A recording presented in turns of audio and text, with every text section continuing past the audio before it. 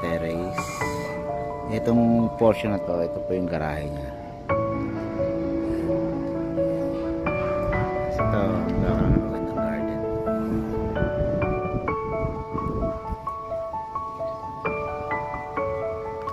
Let's see po kung ano magiging tsura nito pagkatapos.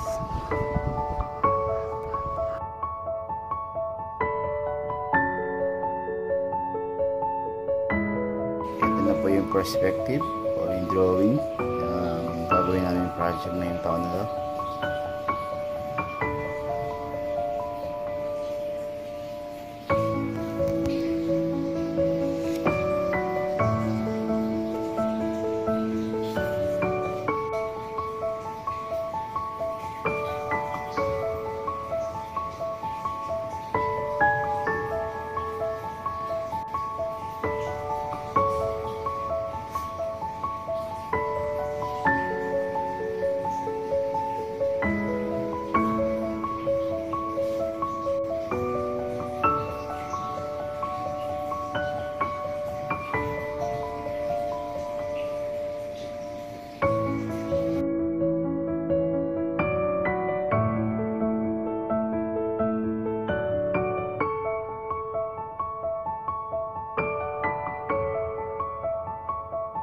Yan po, nag-start na yung aming construction.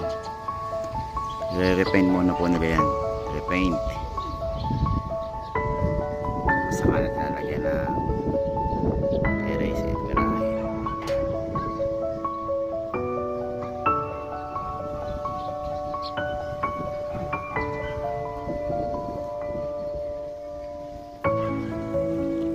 Siyempre, kasama rin kami namimili ng materyales. Dito kami ngayon sa CW Home Depot.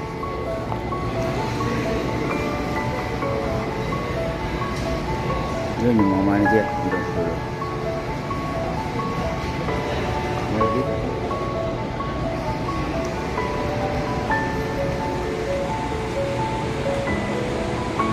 Titingin kami ngayon ng tiles. Dito naman kami ngayon sa bilihan ng pang-accent, mga plot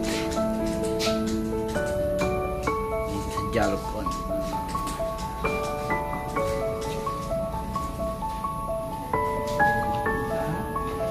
Kanina nakabili na po kami ng tiles. Ito na lang po.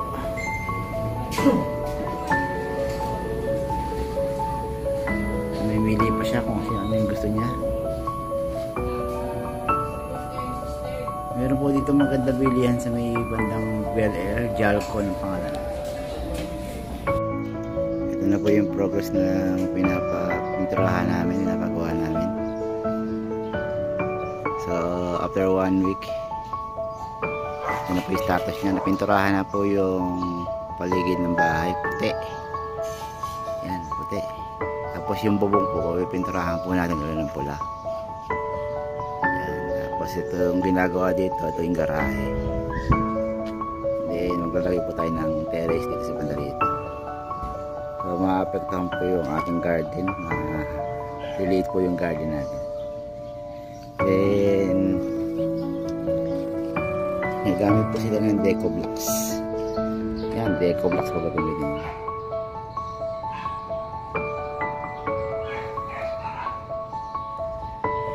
Yan po yung progress. Yung likod po napinturahan na rin. So update ko po kayo pag natapos ito. Ang aming pong contractor ay magaling at maasikaso.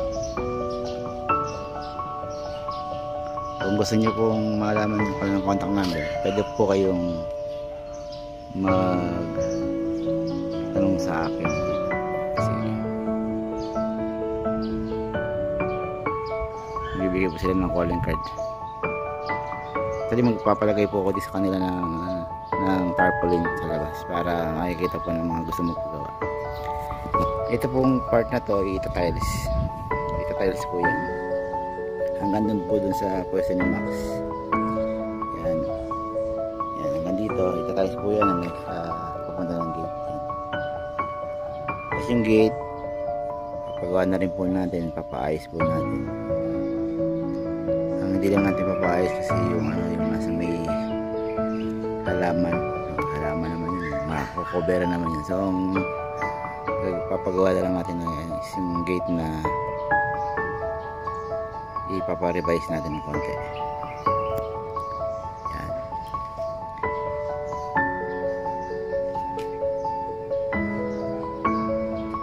So let's see po kung ano pong kakalabasan ito pagka natapos po, nawala po yung mga bakal, yung mga debris, yung mga scaffolding.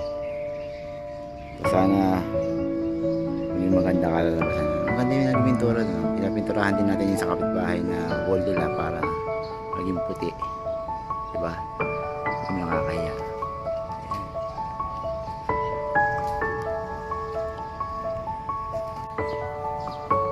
Good morning.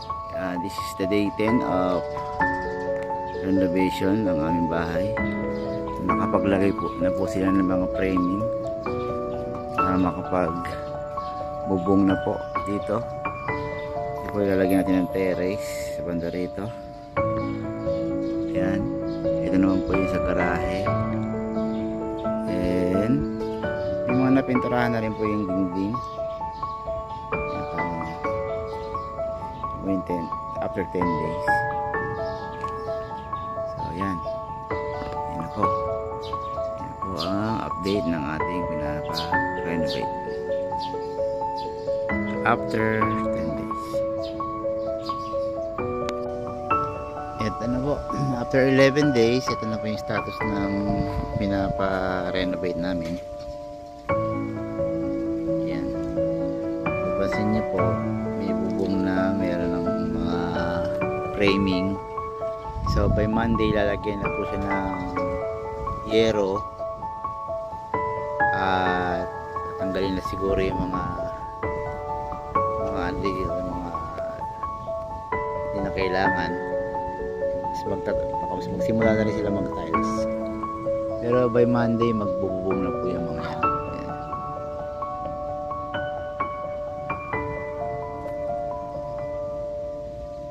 Yung mga halaman, sayang nilabas ko, baka mamatay.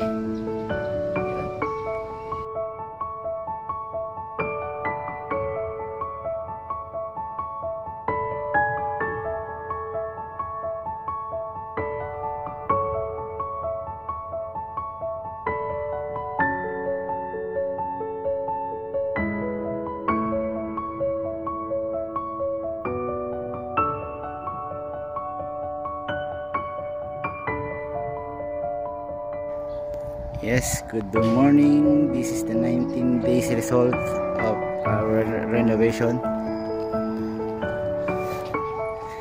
Ano yung gate talaga na?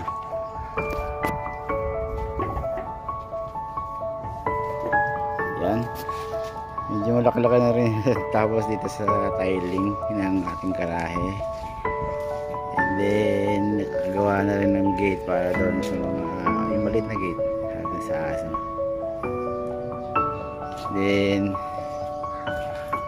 tapos na yung tiling dito sa Milanay. Tapos medyo malapit na sa katotohanan yung deco blocks. Pero by Monday lalagyan natin ng PVC panel. Yan. So before that, mag-wiring muna sila dyan. Yung mga PVC na gagamitin, yung paring na gagamitin, inyo rin.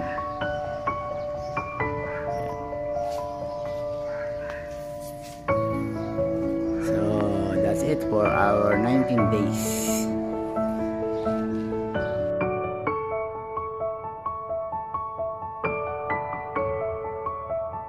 Good morning mga kakogs. This is the 21st day na natapos po yung ating, pero hindi pa siya katapos, yung ating pinapagawa, renovate.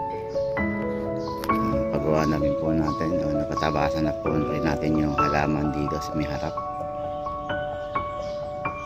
Then nagsisimula na rin sila magpintura ng mga deco blocks. Actually binamasilya po nila yan. tayo dito sa loob.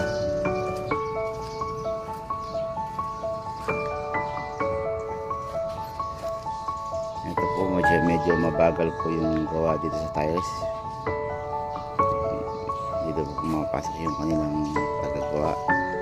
And then dito po sa loob, natapos na po yung pagtatiling ng loob. Yan. Then nakapag-wiring na rin po sa taas. Maglalagay po ng mga pin light dyan. Maglalagay din dito ng ilaw sa gitna. At nakapagkabit na rin po ng mga PVC panel. Yan. So yung mga pin light natin, ito, ayun. Magkakaroon din po ng pin light doon sa banda. Isang garden po natin din sa labas na tapasan na rin nila. Yun.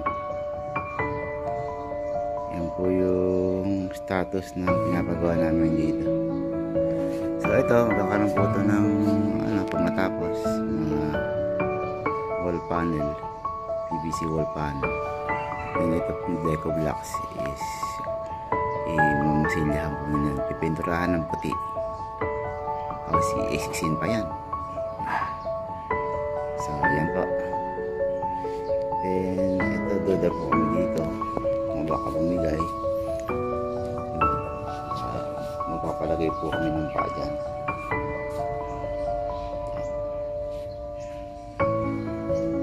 Okay, that's all for our 21st day. Yan po papagawa.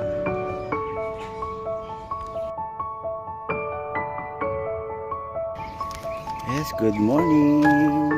This is the 23rd day ng pagpaparepair namin ng aming bahay. Pagpaparenovate.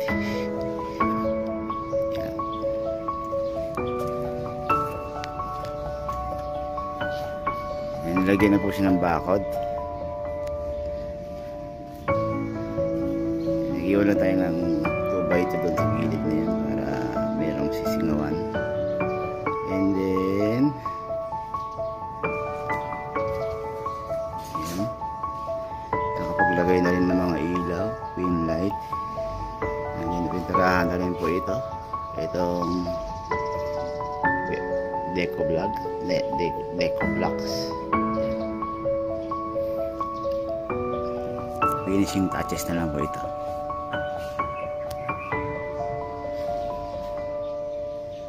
Third day.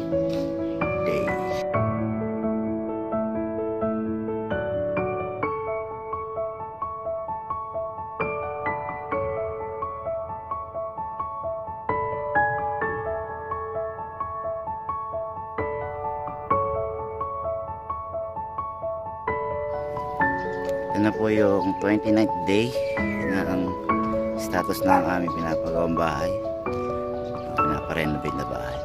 29th day.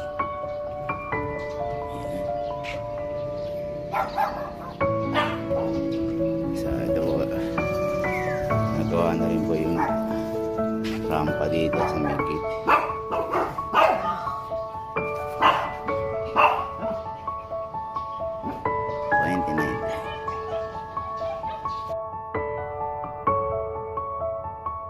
Yes, ito na po ang ika-30th day na resulta ng ating pagpaparenovate ng ating bahay. 30th day. 1 month na po. Napalitan ko na ng bumili yan. Yung ilaw na yan. Then, ito na po yung sa loob. Terrace. Yan. Kanya naman. Pwede nang pwestuhan yan. Hindi ko na lang po nagagawa yan itong garden. Siguro lalagyan ko na lang po yan ng mga pebbles. Mayroon pa pala hindi nakakabit yung downspout po na drain. Wala pa, hindi pa nakakabit. And dito po sa side na to, ito pong wall napintahan na po. Maganda na po yung pagkakapinta, makinis na.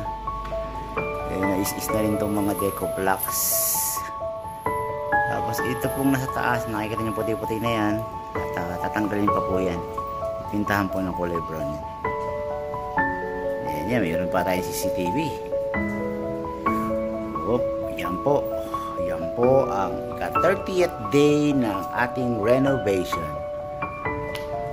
So pag ito pong mga tong kalat na to nawala, ito pong mga sahig na to lilinisin po yan. Siguro thinner po ang gagamitin dyan para po matanggal yung mga pintura.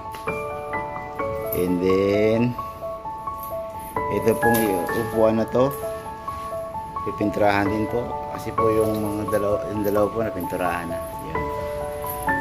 So lahat po yan dito po